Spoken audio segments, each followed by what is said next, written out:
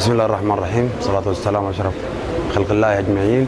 يمكن اكتملت كافة ترتيبات استضافة بطولة النخبة أو الدوري الممتاز مرحلة النخبة. نحن الآن في أمانة حكومة ولاية نهر النيل التي استضافت قاعتها الاجتماع الفني الأول لمباريات الأسبوع الأول من البطولة التي ستنطلق يوم غد بإذن الله تعالى. في افتتاح المرحلة مباراة الهلال والمرغني كسلة بمدينة الدامر، وبقية المباريات في مدينة عطبرة، مباراة المريخ وأهلي مدني في مدينة عطبرة.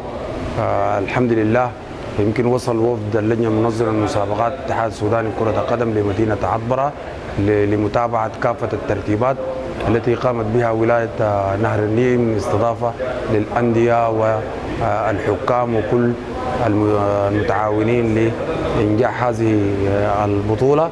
كان استقبالنا اليوم أمين عام حكومة ولاية نهر النيل الذي شارك الجلسة الافتتاحية للاجتماع الفني.